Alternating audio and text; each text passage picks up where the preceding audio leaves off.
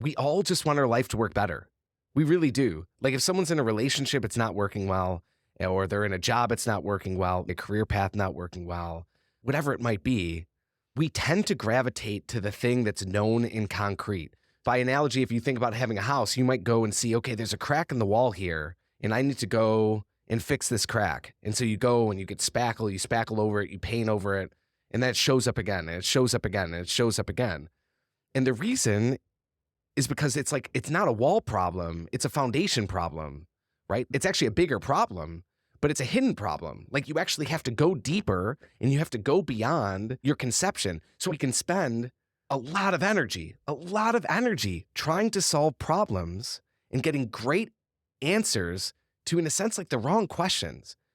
Like my hope with this podcast is, yes, to talk about practices and yes, to try and bring things back to something practical, but primarily it's about ideas that can really shape and change your world and experience of the world and perception of the world. It's not necessarily like snacking on potato chips of ideas of like, hey, here's something you could do, here's something you could do, here's something to do.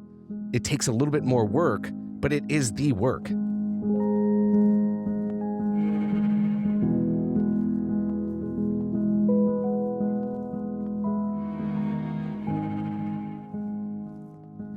Honestly, I don't have a particular starting point. I think that I feel like there needs to be some sort of introduction to this podcast, where it comes from, where we're hoping it goes, and then also just what the inspiration was for it.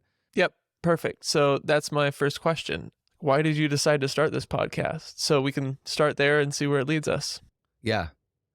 Well, I wanted to start this podcast for a few reasons. The first is, when I started the Monk Manual, there's a real desire. Primarily, it wasn't primarily about starting a business or creating tools. It was primarily about wanting to change individuals' lives and share the things that had worked really well for me and some of those paradigm shifts that radically altered my life, to go and be able to share those with others.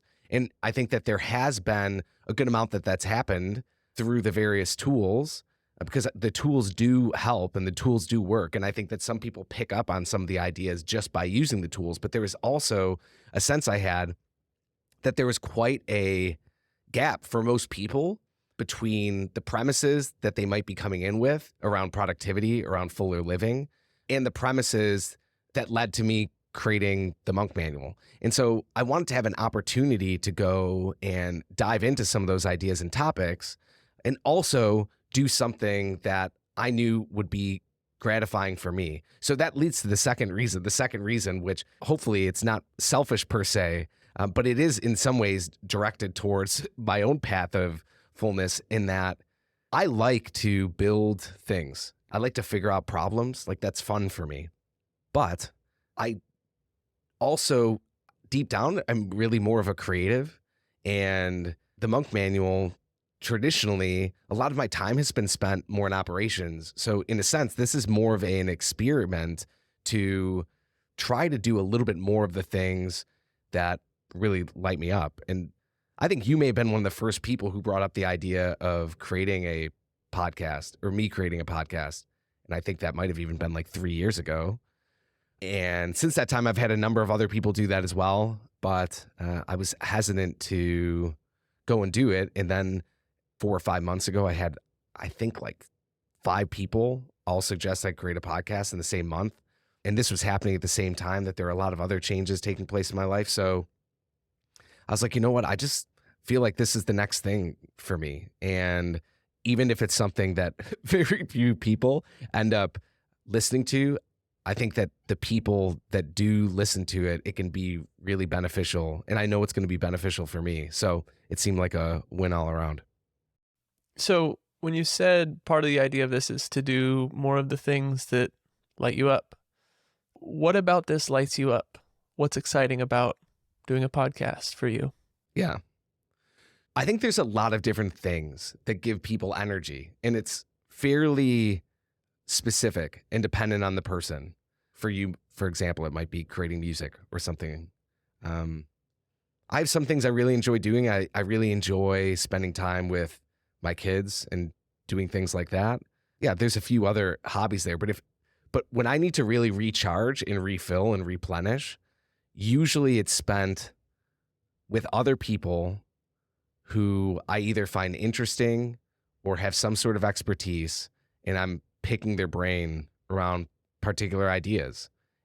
And I'm just, in general, really interested. I've had people close to me say that, in a sense, one of the gifts I have is that I do have a genuine curiosity for people and just a natural interest in who the person is.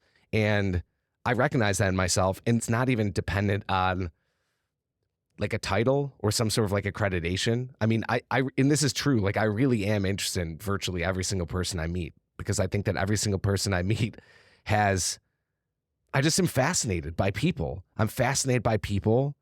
There just seems to be so much opportunity for learning and growth. And that's just so gratifying for me. But even more than that, it's like when I zoom out on my life and I think about what it is that I ultimately want out of my life, I want to be able to create good in the world, starting with the people closest to me and then kind of working outwards. I also want to fulfill whatever potential I can for myself. And I think I've seen just how much, like if you have the wrong ideas or the wrong conceptions about something, you can spend a lot of energy being stuck.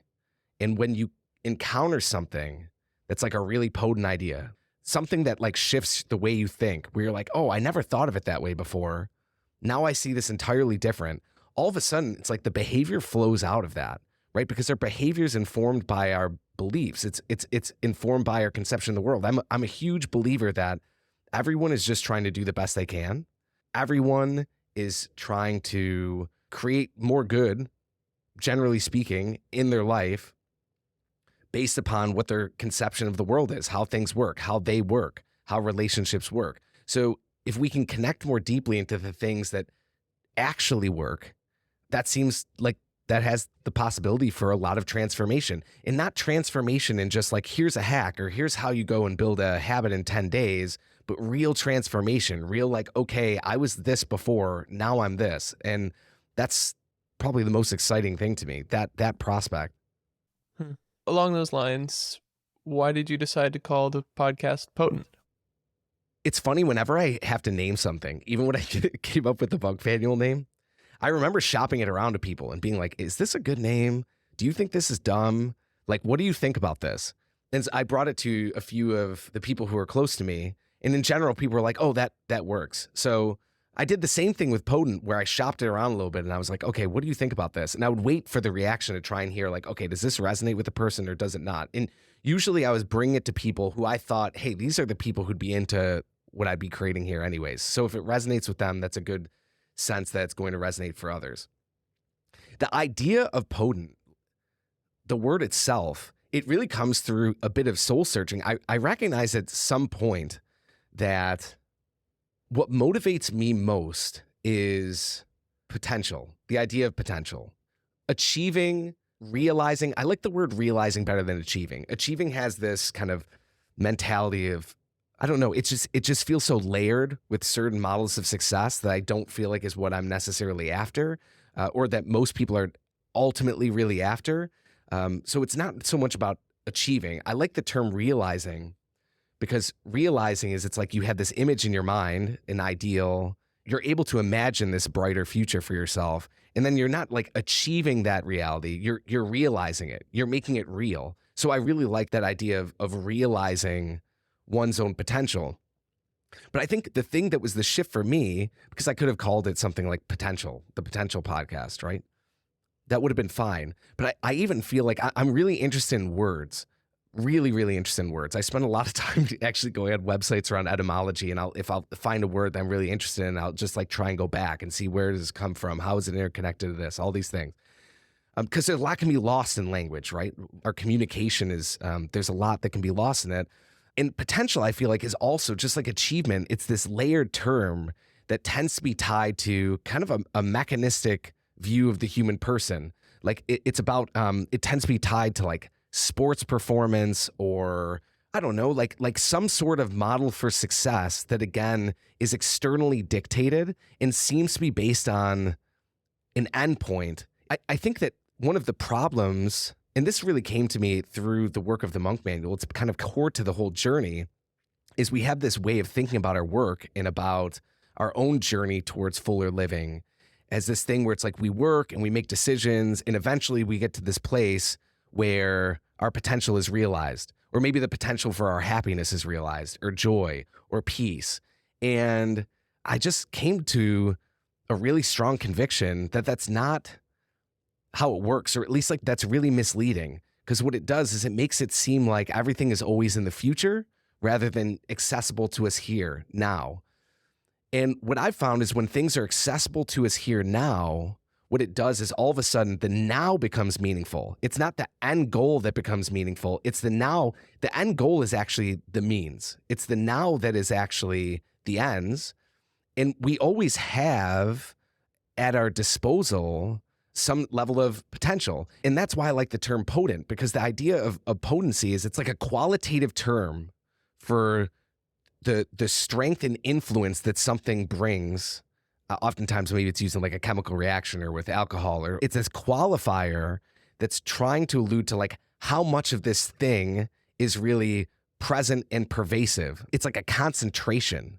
And I'm just a huge believer that really ultimately the potential of our lives is not like the car we get. It's not even the career we get. It's us looking back and seeing the potential of all the little moments, of the potency of our own lives, of how we showed up in all the moments. So to kind of step back, just to explain one of the premises, like I have this really strong belief that underneath everything, every person has like an inherent goodness that can be shared with the world. So the idea is like our own growth path is in a sense becoming more fully ourselves, and then just sharing the potency of that goodness that is us moment to moment in the world. And the exciting thing about it is like there's the choice in the moment, right? So like even today, there's actually a choice before me, little choices of like how much do I want to show up? How much do I actually want to be present? How much do I want to be engaged in what I'm doing, to experience the richness around me? But then there's also this extremely exciting reality that it's not just what can happen in the present moment. It also is the fact that like we can grow more fully into ourselves over time. We have this product with the Monk Manual called the Sprout Journal, and I was inspired because you have this acorn which looks like nothing, and out of it comes like one of the biggest trees, like an oak tree, which like for most people, if you're under an oak tree, it actually has this like awe-inspiring, mighty presence. Like if you just look up at it and you really experience it, it's like this is an incredible thing. I think we all have that latent potential in us, but the idea is like how do we go and try to be like potent in all the various seasons? So we have the capacity to choose how fully we want to show up and how potently we want to show up in the present moment. But then we also have the ability to show up even more as time goes on, and to harness ourselves and to develop ourselves in meaningful ways. And that actually does matter, that there's actually consequences, not only for other people around whether we engage that journey or not, but ultimately for ourselves. Because, you know, I'm still at a point where I haven't been on my deathbed looking back. But as I imagine it, I think the thing that most is going to honor my death is, in a sense, like honoring my life and living in that way, and living in a way where moment to moment, I'm really trying to engage what's taking place. And I feel like that's the way that at the end, I'm going to feel like I left nothing on the table. And what really excites me about that is that other people can come along on that journey too. I mean, it's the best. It's so exciting to me.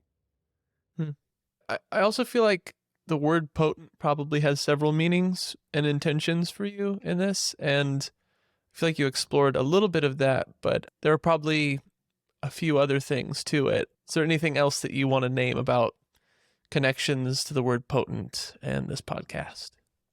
Yeah. You know, I'm glad you asked that. A few years ago, my family had the opportunity to spend a little bit of time in Paris, France. And where we stayed was directly across from one of the only museums in Paris that's devoted more to African art and indigenous people's art. And what's fascinating is the perspective on a lot of different things is very different from Western art, like just how they approach things. What's interesting is in a lot of that art, you find a lot of emphasis on like the reproductive organs and how they're depicted.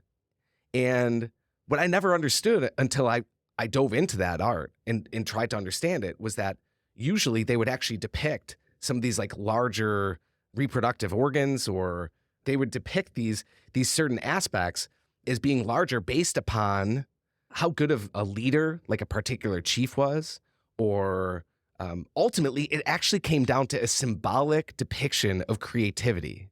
That's what the whole thing was, is it was trying to showcase through the reproductive organs, in a sense, like the grandeur or the creative potency of the particular people. One of the things that made me hesitate around the term potent was because sometimes it actually is tied to more of like a sexual reproductive use as a term in that way, which I think maybe it's a prudishness on my part. I don't know, but there's a part of me that's like, okay, I don't want it to come off. That's not what this is about. But in a sense, it is.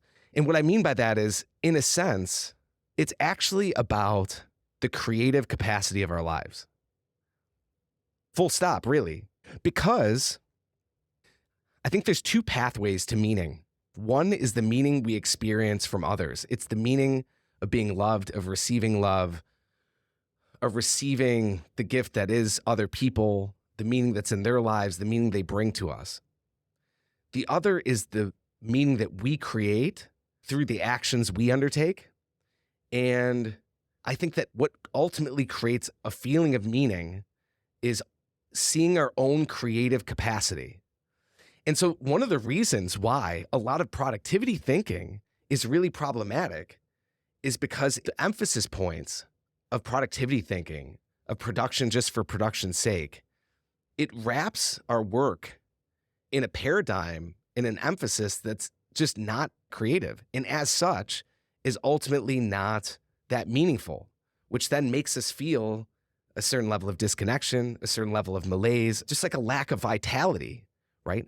A lot of the people in the monk manual community, I say they're high achievers, but they do get after it. Like they're serious about something, right? And it's usually the case that a lot of them are like, if you were to say, hey, do you have a lot of play in their life? They'd probably say no.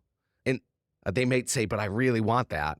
Or they might kind of just be thrown off because maybe they don't even know and that seems silly to them and it makes them feel kind of scared to think of themselves as someone who plays. Like, I'm not a little kid. I need to be a serious person. But at the end of the day, there's something about the human person that comes alive when it's being creative. And creative not from like, okay, I have a paintbrush and I'm just going to go and paint this thing. But when they are operating from a sense of center and they're participating in a world to make things that are in their mind, like ideals, images of what the world could be, what their life could be. They're taking action to make these things that they know could be actually become real, and that lives on not only in their life, but in the lives of others as well. And that's also just extremely inspiring to me. Like, it's the Siamese twin to flourishing. They just come together. And truthfully, like, if I see someone who's like a guru, like a self-help guru, who says, hey, go and like follow my advice about this or that, but I can tell they're not living a creative life, I won't take their advice at this point, because it's really easy to go and say, hey, go do this thing. But I've kind of learned it's like the proof is in the pudding. It's like wisdom comes from living, and you can only really pass on what you have. So yeah, the idea here too is to connect in with people who are living in their own very specific way, some creative capacity. Like, I've been trying to choose for everyone I'm inviting on someone who I'm like, there's something about this person that inspires me. There's something about this person that is really creative. There's a certain potency that they're after, and they're on that journey. And my sense is that year after year, they're increasing in what they're giving to the world. And so that's, to me, that's just really inspiring. You referenced the monk manual community, and I'm curious to ask, what does this have to do with the monk manual for you? And how do you hope it impacts people's lives in the monk manual community or otherwise? Are these things aligned or connected? The monk manual, for me, it would be like a gym owner creating some sort of kind of like an ultimate workout machine. There's no such thing as ultimate, right? Like there's different use cases. Like a treadmill doesn't compete with like a chin-up bar or with some sort of pull-down thing. So it's not in that way. But the Monk Manual was designed to be a specific tool that would help in a specific way for a specific use case and operate in a specific context within productivity and in working with an individual's time. I'm really proud actually of the Monk Manual, and I'm really proud of what the tool does. I think it is as intentional of a product in that space as there is. I think one of the limitations of the product is that it's kind of like you get out of it what you put in. So say, for example, you create this ultimate exercise machine, but people don't know exactly how to use it. Maybe their technique's not exactly right. Or more commonly, maybe they don't understand the nature of why certain things are important. You think of like an elliptical, for example, right? Like an elliptical oftentimes has something that's engaging your upper body and your lower body. And I imagine it's designed intentionally to be doing both those things. But maybe someone goes on there like, I'm not going to use the upper part because like that's not important. Like by analogy, that'd be like the Monk Manual with reflection, right? Most people don't think of reflection as important, even though the reflection and a lot of the prompts are actually the bigger benefit. What I mean by that is it's not just about managing time. It's about the fact that you're integrating your approach to time with your own being and becoming. And there's a lot that's going on there. And I think very few people probably access that, although I think some do. So that's one part of it, right? Is recognizing that I think one of the limits of the Monk Manual is that there's not as much of an understanding around maybe some of the ideas that go into it. The thing is, I could create a podcast that's about what people expect productivity to be, which is we're going to talk now about time blocking, and we're going to talk about how do you go and create a to-do list, or how do you go and have this system or that system. My own belief is that productivity, it's just an answer to a question. What I mean by that is like people have a sense of something's not working, and if I'm more productive, this aspect's going to work. And to some degree, that's true. But I think that the underlying question it's trying to answer actually needs like a little bit of a fuller answer that then actually makes your ability to enter into productivity a lot more powerful, right? So it's not that talking about time blocking is bad, but if we're just playing on the level of mechanics and like what is the right way to do something, that's just not where I think transformation actually happens. And frankly, it's not that hard to go on Google and find all the tips and tricks about these various things. And frankly, the stuff that's good and bad in that world, most people are going to have a hard time even understanding what actually works or not without having deeper levels of understanding of what's really going on underneath the surface when they're engaging their work, when they're engaging their life, when they're engaging their relationships. I do coaching one-on-one with a small number of individuals, like 9 or 10 people at a time. It's funny because it tends to always start on the level of like mechanics of, okay, I need to go and figure this out or that out. It always ends up in the spaces of transformation. It's about changing the way you relate to something entirely. And so that's what I'm really interested in. When I thought about the prospect of going and being like, hey, we're going to do a podcast where I'll talk through these tips and tricks of how to organize your day or build an ideal week or this or that, like that's all fine. And I'm not against that. And I help people to do that. And I've done a lot of work myself doing that for myself. But that's not ultimately, I think, what really matters for people and what ultimately shifts things. It's like if someone wants to get really healthy, they don't get there by just finding the perfect exercise routine online. You can find thousands of exercise routines, and there's probably thousands of ways to go and lose weight or get into shape. What's holding people back isn't like the tips and tricks. It's how they actually relate to their health, how they relate to themselves, how they relate to everything. Ultimately, what's meaningful and what's not. And so that's what I'm really interested in. I'm really interested in what is our operating system for life, and how do we shift that operating system? So really where the main overlap is it's like, as I was saying earlier, you have the monk manual, which is kind of like this tool. It's like this ultimate exercise machine. But I'm actually just someone who's really, really interested in health by analogy. And I think that if I'm going to be spending the time and following where I feel like I can add the most value for people, which is the goal, I need to be going to the deeper places and having some conversations that I don't think as many people are having. Yeah, that makes me think about something I've heard you say in the past, talking about the foundation of a house versus its walls. Do you know what I'm referring to, and could you expand on that? Yeah. Something I like to share is I think the difficulty of being human is, like I said earlier, we all just want our life to work better. We really do. Like if someone's in a relationship, it's not working well, or they're in a job, it's not working well. Maybe I would even zoom out from a job and say a career path not working well, whatever it might be. We tend to gravitate to the thing that's known in concrete. By analogy, if you think about having a house, you might go and see, okay, there's a crack in the wall here, and I need to go and fix this crack. And so you go and you get spackle, you spackle over it, you paint over it, and then it shows up again, and it shows up again, and it shows up again. And the reason is because it's not a wall problem, it's a foundation problem, right? Like that crack keeps on showing up because the foundation's a little off or it's shifting. It's actually a bigger problem, but it's a hidden problem. Like you actually have to go deeper and you have to go beyond your conception. So I think like one of the problems that happens for a lot of us is we can spend a lot of energy trying to solve problems and getting great answers to, in a sense, like the wrong questions.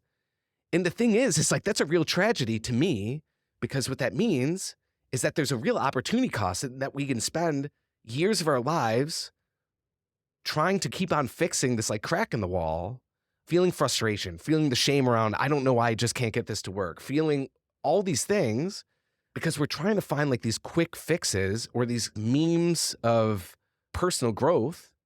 But like, we just don't really change that way. I will say like sometimes things like that can be helpful to get momentum going. Like, okay, now things are shifting. I'm starting to get into the groove of something. Like we're signaling to ourselves that change is possible. But most change, most sustainable change is rather slow and it's rather scary, because when I'm talking about foundations, it's like, okay, yeah, that's a house. You go and like fix the foundation. But what you don't think about is like fixing a foundation is actually a lot of work and it's pretty expensive. It's one of the things that most people are like, the one thing I don't want to happen to my house is that I have to fix my foundation, because that's a gigantic thing. And you have to dig all this stuff up. It's messy. You have to go in for a period of time. You have to put like the house often on like some sort of stilts, because you're actually tearing something out and then replacing it with something. That's a foundational thing. Now you think about what that's like for a human being who, even if things aren't working well, they're working. Everyone, even if you're in a rut or you're stuck, it's working. So my hope is that, if nothing else, the conversations that are had here will increase certain levels of discomfort, will increase certain levels of maybe awareness, so it can give enough impetus to go and actually change the thing that needs to be changed, because it is often difficult and scary to actually go and rewrite some of the different beliefs we have that are shaping our behavior. So this is actually, I think, a really critical point, because my hope with this podcast is, yes, to talk about practices, and yes, to try and bring things back to something practical, but primarily it's about ideas that can really shape and change your world and experience of the world and perception of the world. And that's outer world and inner world, because I think that that is where change actually happens. It's not necessarily like snacking on potato chips of ideas of like, hey, here's something you could do, here's something you could do, here's something to do. It takes a little bit more work, but it is the work. Definitely. Yeah. So as we're wrapping up this intro episode and launching the podcast, is there anything else you want to express to your listeners? Yeah.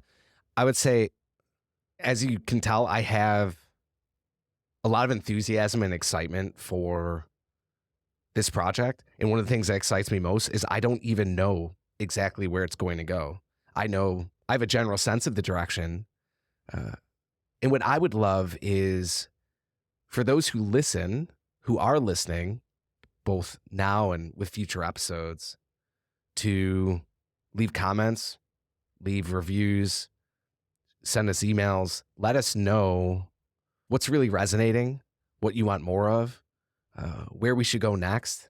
Because the thing that actually would be the most exciting prospect for this podcast would be if I felt like it wasn't just me going out there to some mountaintop and then bringing back some ideas and delivering it, but if it was actually a group of us going together, journeying together, and hopefully making this something that has the ability to, it's too dramatic to say shift culture, but maybe just shift culture enough for ourselves, in our families, in our communities, in our little microcosms. That would be really meaningful, and I think it ultimately would be a lot of fun.